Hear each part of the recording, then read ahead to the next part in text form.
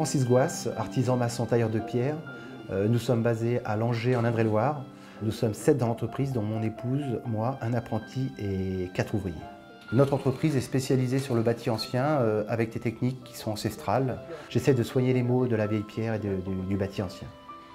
Nous restaurons beaucoup de maisons en pan de bois en Indre-et-Loire et nous avons trouvé une technique qui se rapproche de celle de la terre autrefois. C'est le mélange de chanvre et de chaux.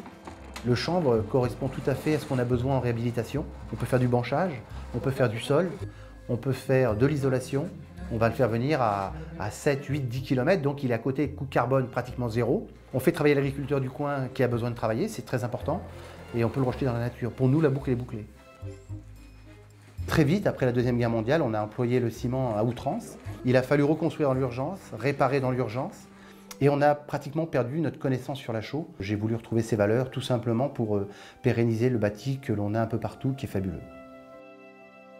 La chaux, c'est un calcaire qui a été cuit tout simplement. C'est devenu une poudre qu'on a remélangée avec de l'eau et du sable pour en faire un liant. Et la chaux, c'est quelque chose qui laisse respirer. Et le ciment, c'est quelque chose qui est imperméable, qui ferme, qui obstrue. Une maison avec des produits naturels, c'est quelque chose qui est vivant dans son ensemble. C'est-à-dire qu'elle absorbe l'humidité qu'on va jeter, comme un corps l'absorbe et comme un corps le rejette. C'est un deuxième corps, c'est un corps qui vit dans un corps.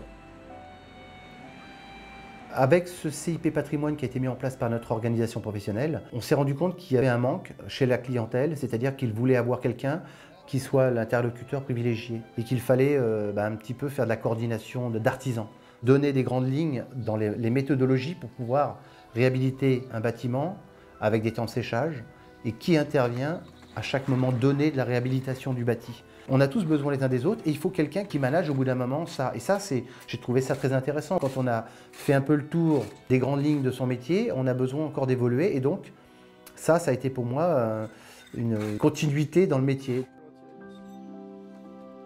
L'originalité de notre entreprise et notre objectif premier, c'est de former des gens pour pérenniser le métier. On n'est pas là pour tout garder, on est là pour partager les choses.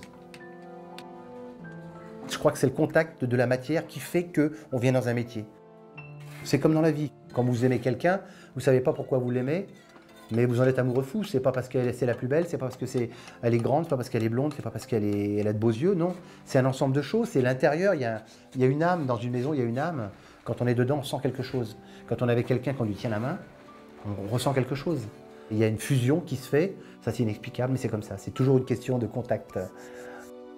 On a des sens, il ne faut pas les perdre. On est en train de perdre nos sens, il faut les retrouver.